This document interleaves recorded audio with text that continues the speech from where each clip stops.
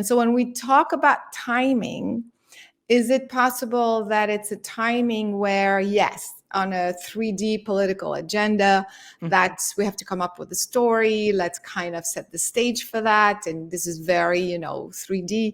But then, on a bigger, like more on a global perspective of shifting, consciousness in this timeline or that timeline, there's all these additional forces shifting and moving things around, depending on the timing of the planet itself. My point being is that, we can focus on the UFOs and the sighting themselves, but I think it's also important to put them in the larger, perspective.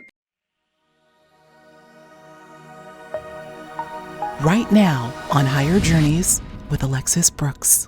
Well, hello, everyone. Welcome back to Higher Journeys. I am your host, Alexis Brooks. And as I always say, if it is your first time here, I welcome you. I welcome you along with someone that I could almost call a co-host at this point because she's been on, several times, more than several times, Caroline Cory. I see A Terror in the Sky in the background. That's still a documentary that's doing the thing, is it not? Welcome, Caroline. Terror in the Sky. Hey. Oh my God. I know, Alexis. Hey, thanks for having me back again. Yeah, and I was just at this conference, a couple of days ago, and I got an award award of excellence for documentary filmmaking for A Terror in the Sky. Well deserved. So yeah, this is not like mainstream. It's more an award from the community and from, the spiritual community and consciousness community and of course the UFO community. And so getting that sort of recognition was awesome because, this is not a project, this is our life. This is our experience. This is real. And so that was a lot of fun. I really think this film did something very different and very new. So I'm excited. I just reviewed part of that interview that you and I did based on A Terror in the Sky, and it was, I believe, in May of 2022, interestingly, at a time when there was rumble, mumble, whatever talk going on in the mainstream because of this congressional hearing that took place back then. And here we are again in 2023, speaking of A Terror in the Sky. There have been a few events in the sky. We would be remiss, guys, if we did not open with that. We're not gonna go get granular because I don't know that we can get granular because we don't really know what's going on, Caroline. But this is obviously something that's set the UFO community abuzz. I'm not going to venture a guess as to what it is, why it is, but we know something is afoot. I want to start out by reading a few headlines to you all out there, and Caroline, get your way in. And it's just so interesting. Let me just read them to you, a few of them. So this is from the NPR. They say, they can shoot down UFOs, but they can't shoot down our hopes of meeting aliens. Okay. This one from the New York Times. A timeline of the UFOs that were shot down this past weekend. And then this one from Outlook India. Explained, U.S. fighter shoots down third UFO in 3 days. Military does not rule out aliens. What does it mean? So here's where I want to go immediately. This widespread use of UFO and in some cases UAP. I mean, look, this is still top of the headlines. And they're rather loose at the lips in using this term that even though we know technically it could be considered a UFO, we know what the connotation is. Caroline, where do we think this is coming from? This is no coincidence. I'm going to go deep real quick.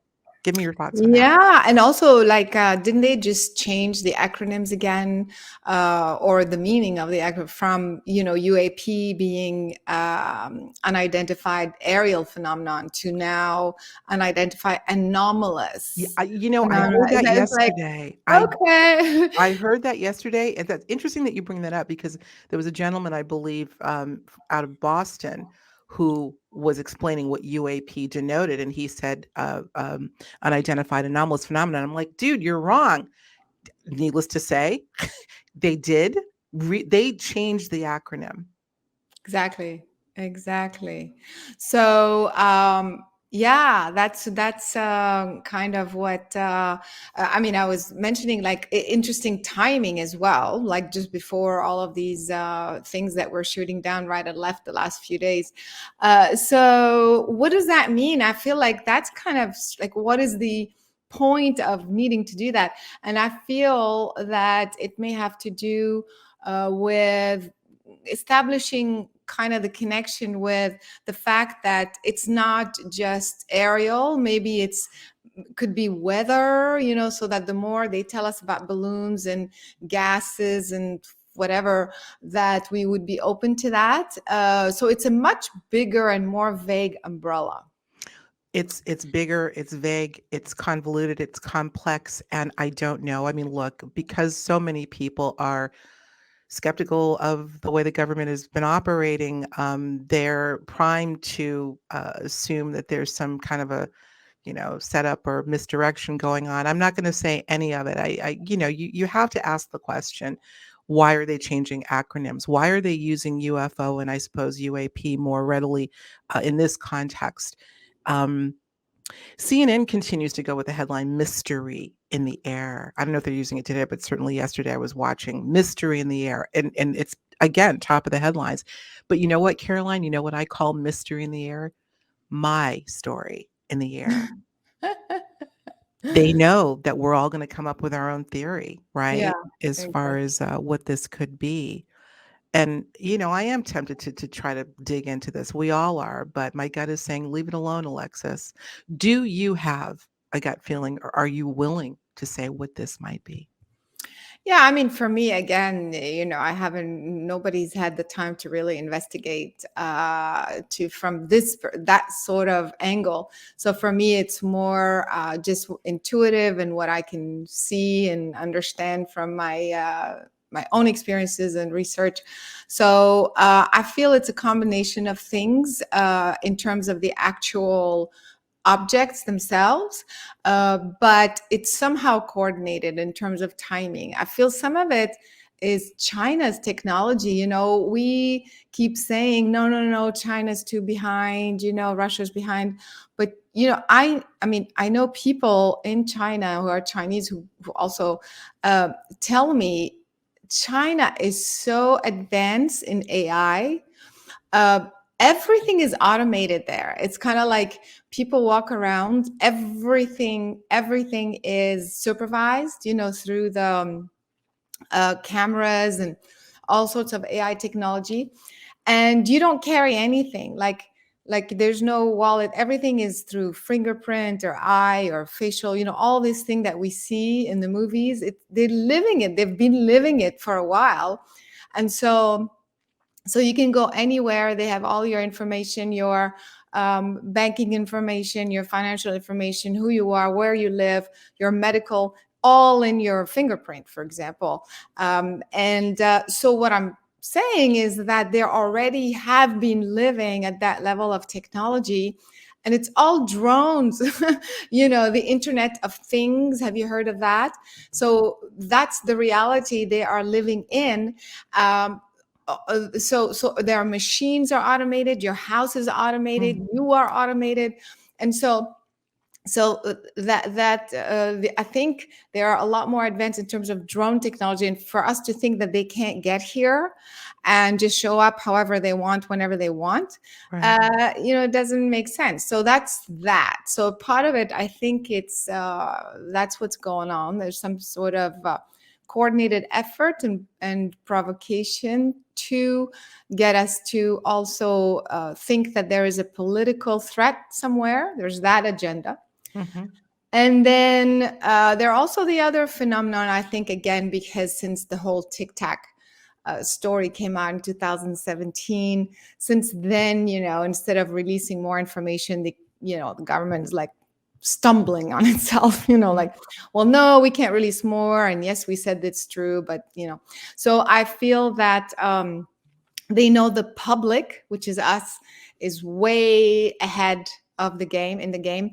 And so I think they're preparing some sort of story that, hey, look, we are having all of these things happening at the same time, but of course framing it in terms of a threat or in terms of a agenda that we need to be doing this or that to defend ourselves, to protect ourselves.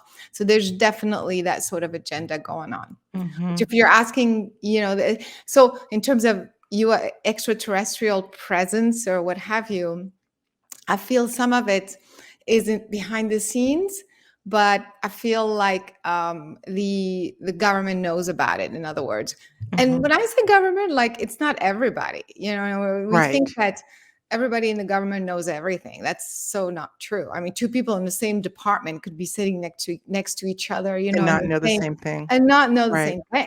So Absolutely. Well, speaking of timing, and these are the things that I look at in trying to attempt to connect the dots. There was this really interesting article that came out just yesterday, the 13th, Caroline, on slate.com.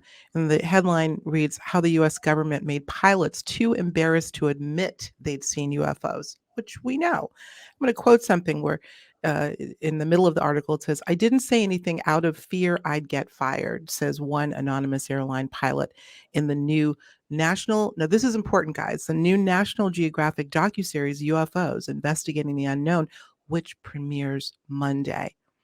So the story goes for countless people, from civilians to military pilots, who have reported seeing UFOs.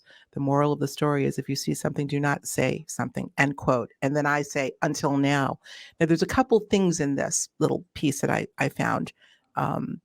This is a docuseries that apparently was originally slated for CNN, and at some point, it got switched over to National Geographic, and I believe Hulu's going to be airing it on Monday. It's things like this. Now, maybe I'm taking this out of context, but it is things like this that make me wonder, is there some sort of a plan? It could be just acclimatizing the public to something that they know they don't fully have control of. It could be, your point is well taken. All of the above. There could be an extraterrestrial presence behind, undergirding all of this, perhaps. There is some part of our government, some faction of multiple governments that may be coordinating something. To what end, we don't know. So I like to put it all on the table. But this docuseries, interesting timing, I would say. exactly, and everything is interesting timing, but not to change the subject from the UFOs, but yes, or what day was I think Sunday, when we had the two things happening on the same, one back to back. I think it was the Montana event over the Canadian border, Lake Huron, and then right after that or before that, I can't remember. Alaska. Alaska or Lake Michigan. Anyway, what those two events last Sunday, what was also interesting was, I'm very sensitive, but I was also with a group of people. Like within that interval, like, of a few hours, there were very strong solar flares.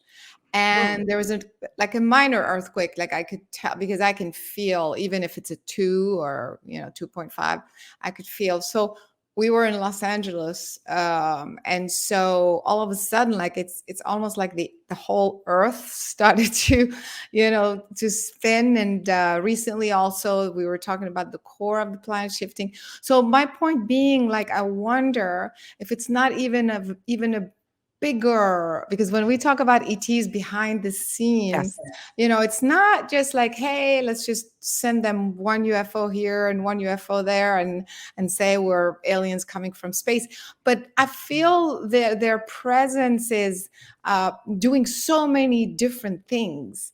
And so when we talk about timing, is it possible that it's a timing where, yes, on a 3D political agenda, that's, we have to come up with a story, let's kind of set the stage for that, and this is very 3D, but then on a bigger, like more on a global perspective of shifting consciousness in this timeline or that timeline, there's all these additional forces shifting and moving things around, depending on the timing of the planet itself. I don't know if I'm going way too far out Nope, with I'm this. following you. I know the journeyers are too. Continue.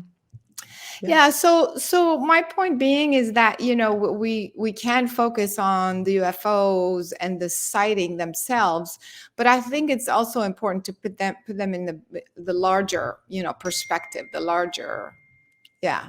I agree. I absolutely thank you for bringing that up. And these kinds of conversations, Caroline, as it relates to objects in the sky, I have said and will continue to say, was not my entry point into this field, is not necessarily my bailiwick, nor my passion, but rather the consciousness aspect, the metaphysical aspect, which I believe undergirds all things that emerge to a 3D level at some point.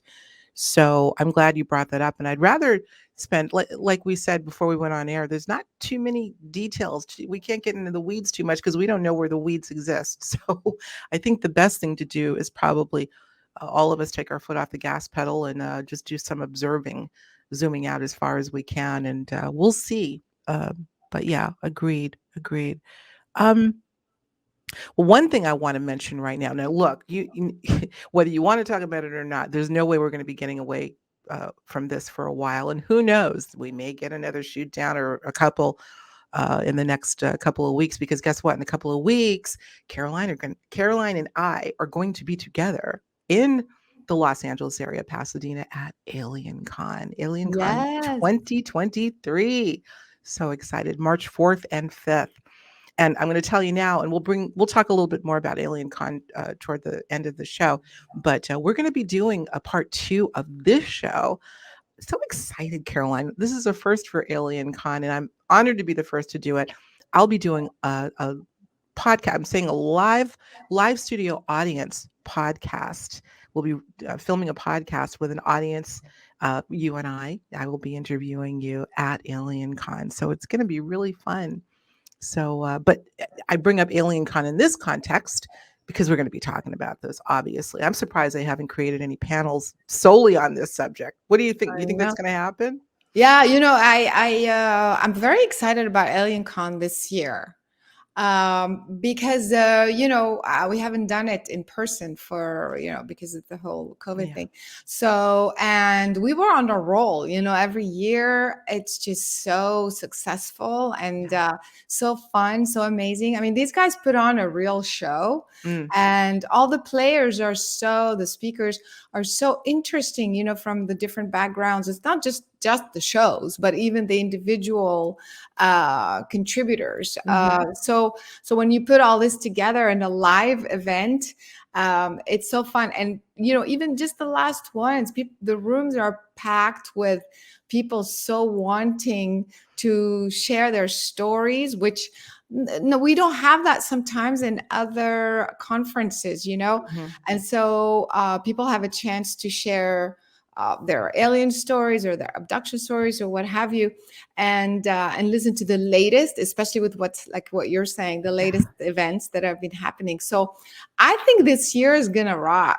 Oh, It's I'm going to be excited. amazing. March of 4th and 5th, 4th and right? 5th. In That's right. Pasadena. Yeah, I'm super, super excited about I this am one. too. And I haven't seen you for, oh my gosh, I can't remember the last time we saw each other in person. I believe it was at another conference. It may have been Contact in the Desert, but nonetheless, we're well overdue. So that'll be fun. I hope some of you listening and watching will make the trek out, or maybe you're close by. And we actually have an offer I'm going to bring up at the end of the show. Make sure you stay tuned. You'll definitely want to show up for Aliencon. Speaking of Aliencon, you said something in a couple interviews ago that I did with you about, let's move to the experiencer aspect, because this is what really makes my heart beat. This is where it's all about, the experiential aspect. Caroline, you talk about a packed room, in some cases 3,000 people in a room at Aliencon, and your people are telling their heartfelt stories, and often in tears. Yeah. That speaks volumes to where the importance to me lies in this enigma that we're still trying to slay, that we're trying to understand. Would you say that, um, I don't want to say most of the people, but a fair amount, maybe even more of the people that show up for Aliencon are there looking to talk about that aspect? Absolutely. I don't Really? know how many panels I've done with Linda Moulton Howe and Uh-huh. Nick Pope, and and the subject is on those types of experiences, Mm-hmm. and the room literally, like I don't remember which year that was, but I mean, the one of the rooms, like they would fit 2,500 people, 3,000 people. No one leaves the entire panel, Mm. and there's like lines of people wanting to express and share stories, and I think there's this hunger. In fact, the network ended up doing a special, I think, Really? yeah, because they saw like how real people, so many people are really wanting to talk about this. And where can you talk about, I think I was abducted by an alien, without Right. thinking, being judged and being labeled as crazy. And so, yeah, I think this is a perfect opportunity, because also then we can provide support. We can provide not just like, hey, we get you, but we could provide tools. For Mm-hmm. example, I'm actually doing a talk about this, the different types of lineages that you could be. And it's Oh, just beyond, fantastic. yeah, beyond, the grays and the blah, blah, blah. I mean, it's a Right. lot more Oh, yes. advanced, what type of Absolutely. lineage, and also is it connected to your blood type? A lot of people have that question, Mm-hmm. and your genetic makeup. But also, I'm going to facilitate a group regression Are you with, really? All of this at yeah, and those Aliencon? are very, very popular as well at Aliencon. Oh, that's Yeah. fantastic, Caroline. And so people get to go back to experience. It's a regression, but it's a guided meditation. It's not like hypnotic or anything. Mm-hmm. But you get to go back to the point just before the event happens and to relive it. And so that you can have more clarity, more detail. Like, wait, what just happened? Because some people aren't sure what happened. They know something happened. That's right. I agree with Yeah. you. And it could be an abduction, it could be missing time, it could be any other paranormal out of body thing, or they saw a ghost or whatever. So some sort of trauma, like imprint like that in the consciousness. And Mm-hmm. I help the group go back to that point and kind of relive it and have detail, more information. And of course, bring closure. Absolutely. I And then think when that they is, come out, yeah, then I'm there to facilitate, get more explanation. So people love that as well. So, and oh, that they get to do at the conference. that's huge. Oh, I'm so happy to hear that. Well, You should come. if they don't have me working somewhere else, if I'm not speaking somewhere else, I know that I'm moderating the I think I can say this, investigating abductions panel. I'm Oh, moderating that, and I am think I on that'll that be, panel? you Maybe. could be. Yeah. Yeah. Yeah. You know what? I'm getting a little bit of feedback from you, Oh, Caroline. really? Let's see. Oh, Maybe, okay. is this better? I think we'll be good. Hello, hello. I think we're good. Okay. All right. Sorry, guys. Yeah. Let's go into that a little bit more. Look, you and I both hear from many people from all walks of life, and there's a common thread to their starting their story. Either I've never told anyone this, but I hope you don't think I'm crazy. Well, no, most people don't say to us, I hope you don't think I'm crazy, because they know this is what we do. But I'm hearing from a lot of people lately who are, I think, starting to have recollections of things happened long ago. This is something that I'm very interested in, this aspect of epiphany, of something, or an encounter, or maybe more, maybe lifelong encounters that happened years ago, but for whatever reason, this period of time, again, other influences going on planetarily, may be unlocking memory, and they're now wanting to explore it. That's also quite interesting to me. The other, I mean, there's so many different facets to this journey for people that have had experiences, are those that may be walking the planet, probably walking the planet right now, that are what I call unconscious experiencers. Are you an experiencer and don't know it, completely oblivious to it, but eventually may have that epiphany due to some kind of trigger? And what's interesting is we talk about what's going on right now, regardless of what it's perhaps designed to do.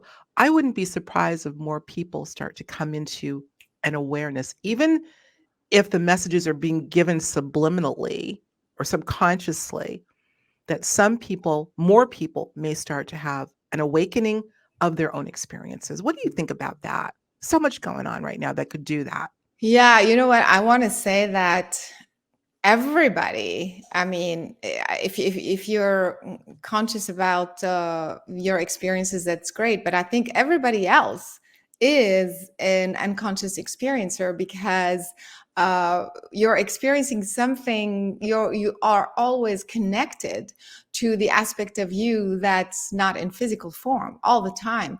That connection and that stream of consciousness is never severed. And so what happens is that you are continuously receiving information, downloads, or visions, or, in your dreams or meditation, about the other side. And a lot of the time, the other side is extraterrestrial intelligence, because that's your lineage connecting with you see. And so that's what I feel like pretty much most of the planet is an experiencer in that sense. And so all of these things, for example, going back to the sightings and the shoot downs, and the things just happen, are triggers to get you to uh, ask the question, do I believe in UFOs?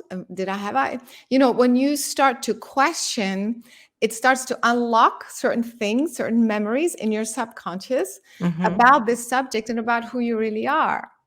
And so that's why I feel like in so many ways we're getting those signs, Those prompts. those Mm-hmm. triggers, in order to unlock, because everyone is an experiencer I of the agree with you. spirit form, of the multiverse, of it's just how much they're allowing on this side of the veil. I agree with you. I'm so glad to hear you say that. I've been talking about this. I lectured in Australia. That was my first time there at the Cosmic Consciousness Conference, and that was the theme.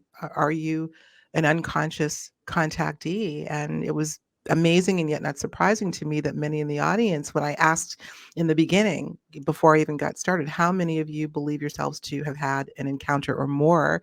And it was a fair amount of people that raised their hands. But after the conference or after my lecture, many more hands went up and they began. I believe that even a conversation can trigger a remembrance. It's like a dream. You'll wake up, you won't remember anything, but something, whether it's a word that you hear, a phrase, or something that you just think to yourself, can open the floodgates like that. So I think we're getting a lot of prompts like that, Caroline, these days. Absolutely. Absolutely. It's happening.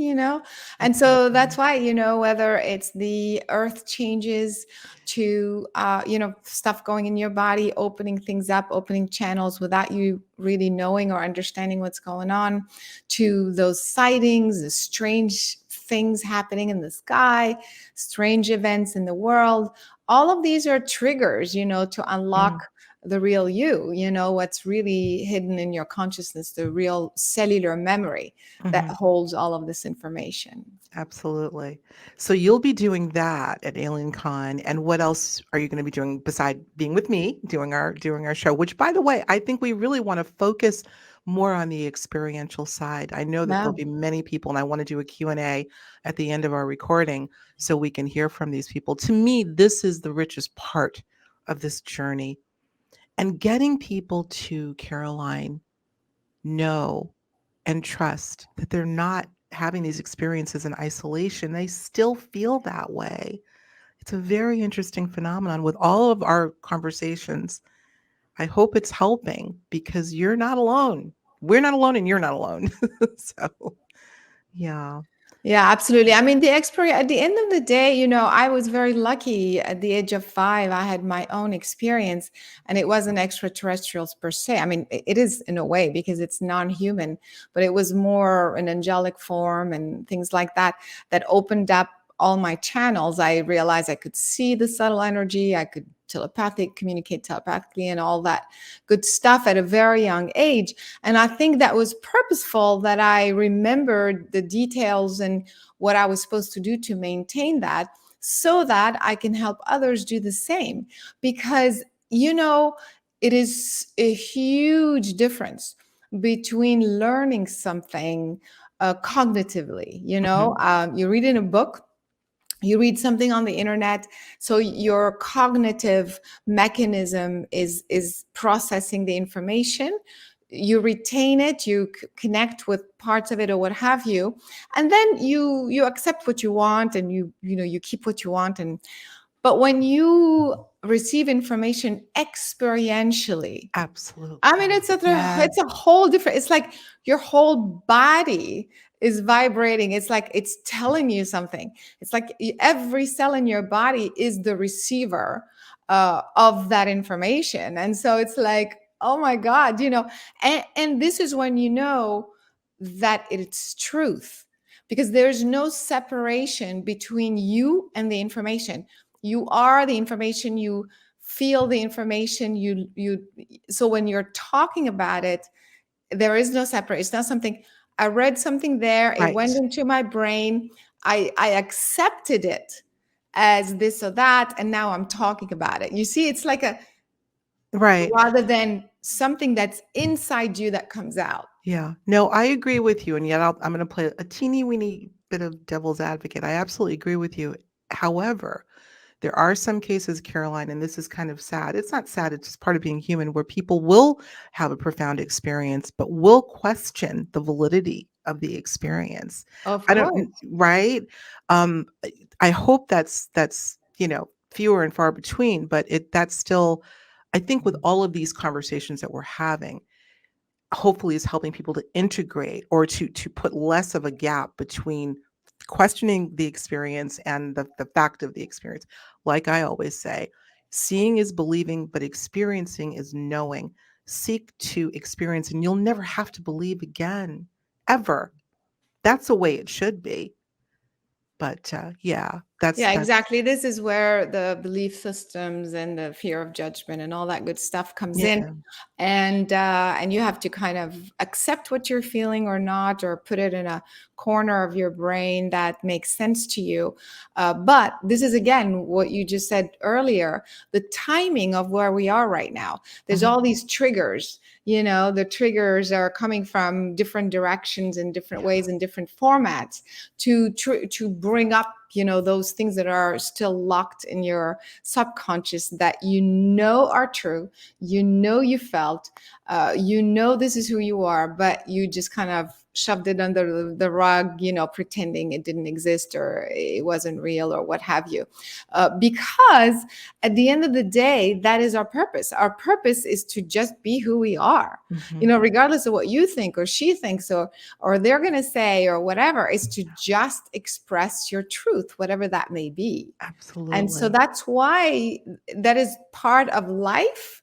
And so all the triggers you're going to be attracting consciously or unconsciously are going to push you towards that. So the faster you allow, the better. It's like you might as well just be out there and be who you are and just, yeah.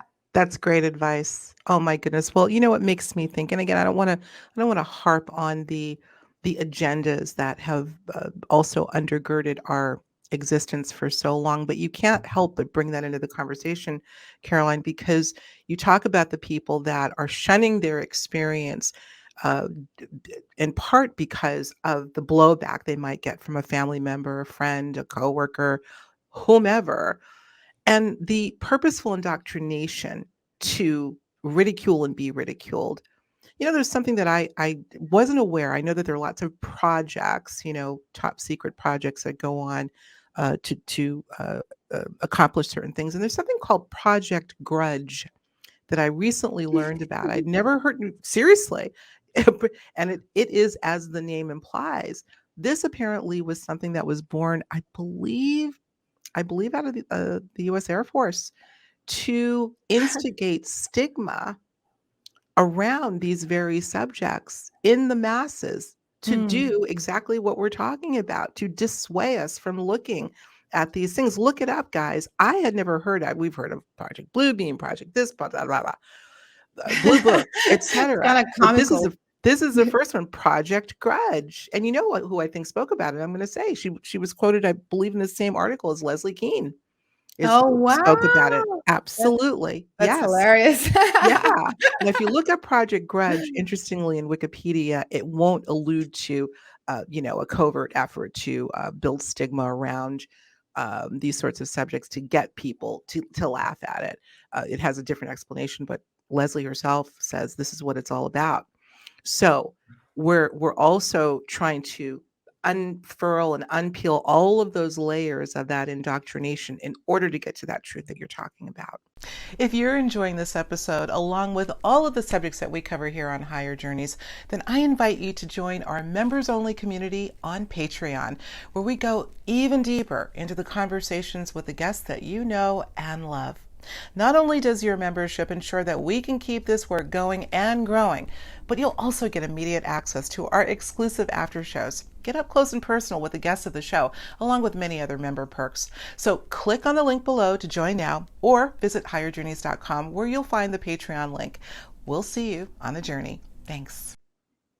Yeah, exactly. I mean, I think there's people at least get that part, or, that we are being indoctrinated. I mean, like, since the beginning of time, to be honest, we have to Yes. fit within a certain structure. We have to be accepted. And if you want to succeed, you better play by the rules. I mean, Yeah. that's kind of how we are educated, growing up, but it's getting less and less and less.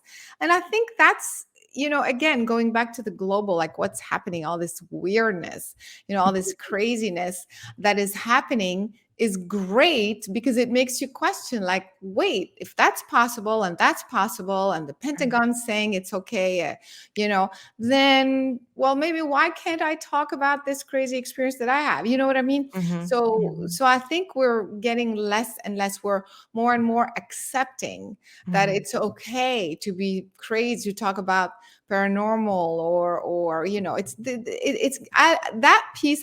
I'm very hopeful, actually. I am I too. think, yeah, with everything that's been happening, since the COVID, and it's like global craziness that allow you to just focus on you and be you and say what you want and say what you think. So that's actually going in the right direction, I I think. think it's a good thing. As I've been saying for the last 3 years, I'm, excuse me, feeling like we're still living in an immersed in a metaphysically potent, metaphysically potent time, and so all bets are off, and all things are possible. And you talk about unidentified anomalous phenomena. We're living an anomaly. This is bizarre world, but I know.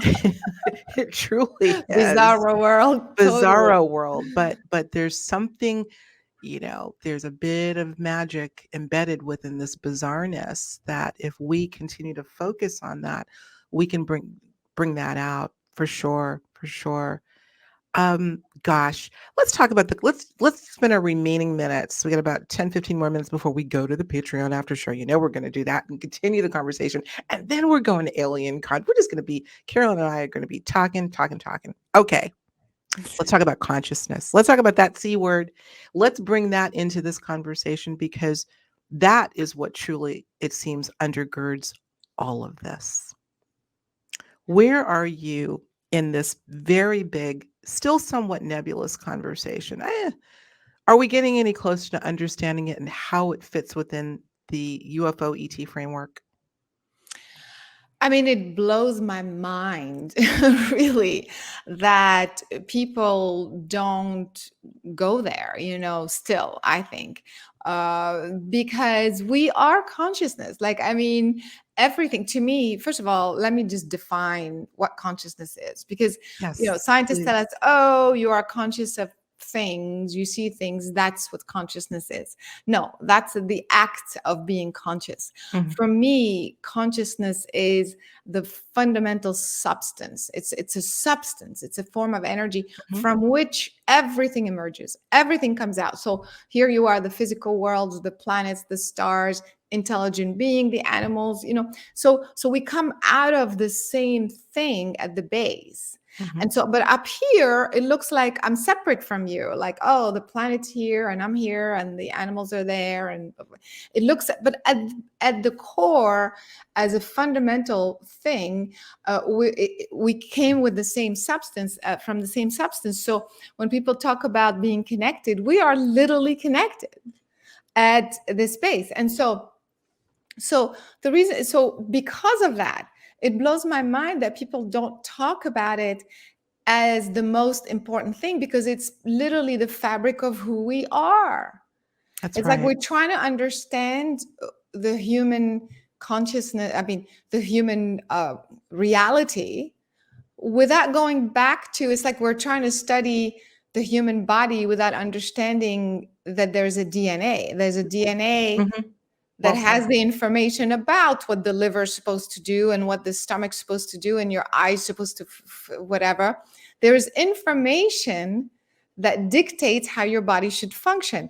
So you know what I mean? So we're trying to figure out reality, and we're trying to figure out what's happening in the skies, and we're trying to figure out but we're not looking at the fundamental structure, substance that creates this reality. So that's why I think, like, it blows my mind that some, especially, I mean, I want to say the scientists, because Mm. people are following, the scientists to believe in this thing or that thing. There's still this big debate, maybe less and less, but it's still there.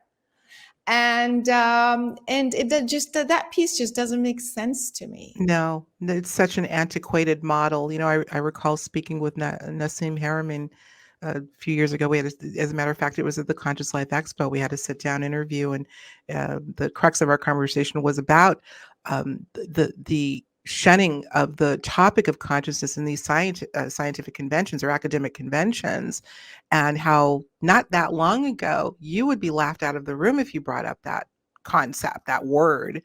uh, Not much, you couldn't talk about it at all. So we have come a bit closer. Here's the thing that is probably one of the most fascinating aspects of the consciousness discussion for me, and that is consciousness in what we call inanimate objects, the plant life, Yeah, uh, the rug that my feet are on, the table here.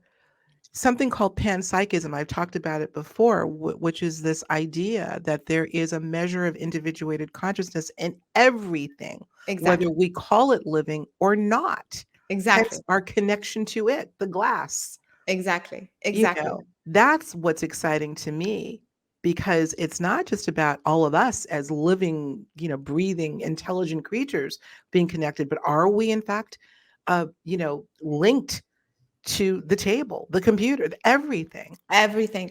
Exactly. I mean, how is it, so sometimes you walk in a room and there's nobody there, but there's this like energy, like you sit in it. I mean, people who are sensitive will understand what I'm talking about.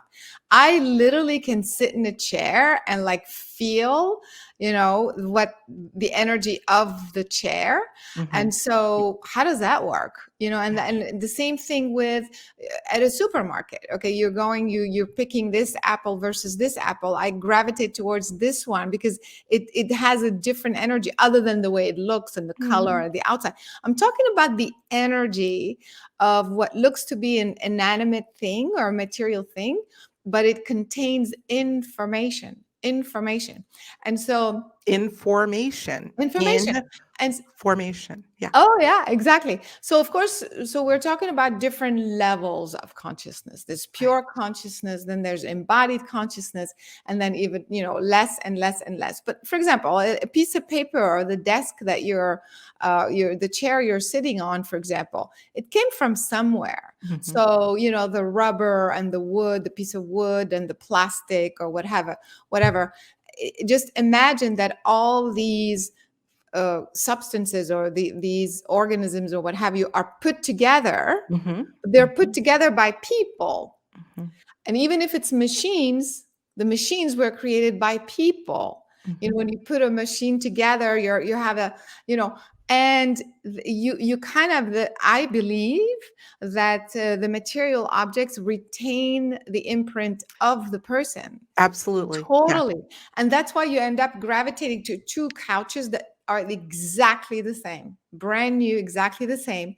And then you feel this one is the one for you and not that one. Mhm. If I if know you're exactly what sensitive, you totally get that. I absolutely get So that. Well, behind, so there's an energetic exchange. All existence is energy. It's a different form of energy, right? Einstein said that.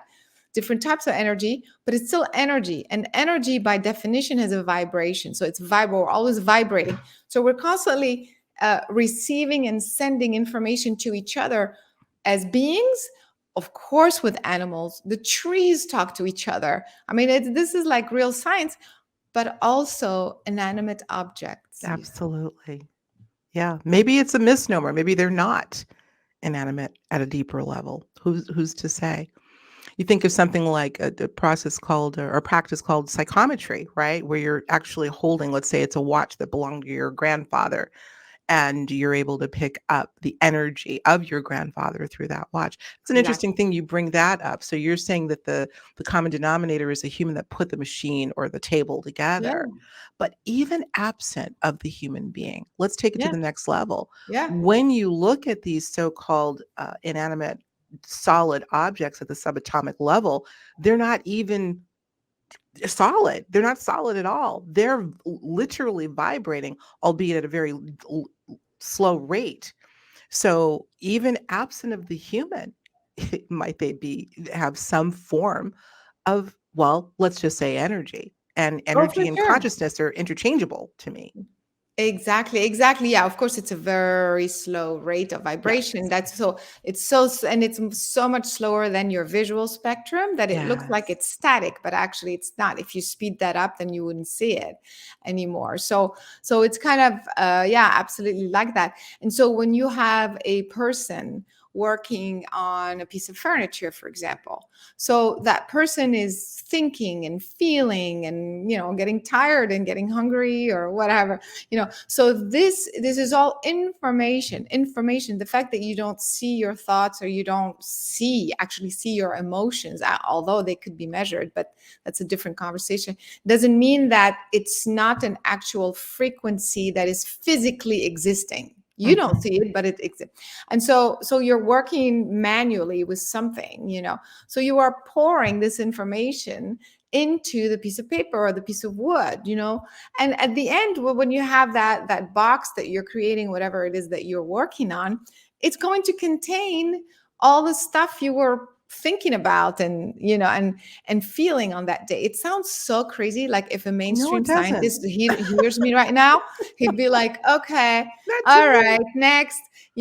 But actually, I don't remember the name, but there is a scientist who, I want to say Russian, who demonstrated between two. I mean, you may remember this experiment. Two, was it two animals? Was it a frog or something? I don't remember. Mhm. But he was able to prove and demonstrate that the DNA information got transferred from one to the other without any physical contact. Hmm. And this other, yeah, I have to remember, I apologize, but and so I think it was from the frog to the mouse or something. And but then that DNA remained, even though like you took out the frog, Mhm. the DNA remained in the mouse or something, and then it Hmm. continued to exist. So that would explain that they didn't have to mate, they didn't have to do any of this. Information gets transferred energetically like this through this medium that we call space-time, but that's a different conversation. Oh, that's fascinating. We Yeah. have to look So into that. I'd love to. why wouldn't it be imprinted on a piece of paper or a piece of wood or a piece of what have you? Absolutely. Right. Now, it could be a little bit more difficult because, as we said, the rate of vibration, even at the subatomic level, is very slow. But, you break it down enough and it's pretty much empty space. So there's room there. I'm Yeah, and you know thinking, how sometimes, like I just bought a new car, for example, I just bought a new car, and then I'm like, I'm just gonna tell it I love you, I yes, love you. I It's just, like, and it makes a difference. It's almost like, and I did that, where the most like the most striking example, if people want to take my class on telekinesis, you're trying to move a physical object, right? And so if you are really, really tuned in, It's not the same as moving, changing the pH in water or doing those types of experiments, as you know, I've done them in the movie Superhuman. But when you do telekinesis and you're trying to move a physical object, it's a whole different dynamic. You feel that the object, because of whatever was imprinted on it, in it, let's say it's a piece of paper, it's like it has ego. It's like it has a personality. It's like it's responding to you. And so the first experiment I did, it was telling me, I would be like, okay, I want you to rotate this way or something. And then it would kind of respond to me, and it would be like, why can't I rotate the other way? Or something. And it was like, what? It was like, of course, it was the energy of resistance or something. It wasn't telling me, it wasn't speaking English, So my point being, like, objects have even a level of consciousness. And so if you want to participate, if you want to affect, influence a physical object, like in telekinesis, then you project the information, the words, and the energy that you want, as if it were a person, and you will see the change just like that. It is so cool. Okay, guys, you want to talk about a cliffhanger? Guess what we're going to continue talking about over on Patreon, maybe even at Aliencon too. I want to talk about this more. We're out of time, but can we continue this on Patreon in the after show? Your telekinesis. Sure. I would love to talk about this. This is fascinating to me, and I also will add this to the cliffhanger. Speaking of telekinesis, telekinetic effects, have you seen some of these TikTok videos where people are reporting spinning objects, like I think there was a piece of pepperoni on a pizza that was spinning around just constantly, or a pot on a stove spinning, a can of soup in a cabinet? Now, look, we're talking TikTok, so anything goes, but it begs the question, could there be some sort of even geomagnetic effect going on? Is it a form of telekinetic activity, unconsciously even?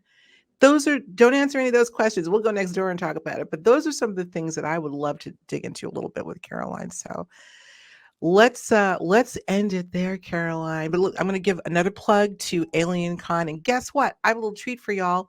March 4th and 5th, Pasadena Convention Center in Pasadena, California. If you use the following promo code Alexis15, I'll give you 15% off of all pass types through February 20th at 11:59 p.m. So hurry up, get those tickets, grab your 15% off, and join Caroline and I and a whole slew of people. Georgie will be there, and Eric's going to be there. Linda's not going to be there this year, I don't think. I'm not sure. Oh, Linda's not going to be there, I don't think. Yeah, I don't think she's going to be there. But we've got a whole crew of people. And you know what's really neat this year? I believe this is the first year, hence the reason yours truly will be there. We've got a big part of the History Channel family. My show, The Proof is Out There, along with, of course, Ancient Aliens, The Unexplained with William Shatner, and Skinwalker Ranch. I believe it's sort of a conglomeration of all 4 shows. So you will see cast members from all 4 shows there. So that's why I'm happy to be joining you this year, Caroline. Yeah, same here. It's going to be awesome. Yes. Tell us where we can find you. I know a lot of y'all already know, but tell us where we can find you and what's going on with you next after Aliencon.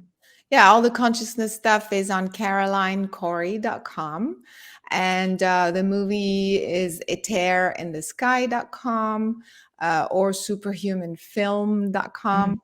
So, and I'm everywhere online, social media, people can find me that way. And I'll be making an announcement on what I'm working on next. Excellent. Yeah, she's pretty much everywhere. She's ubiquitous.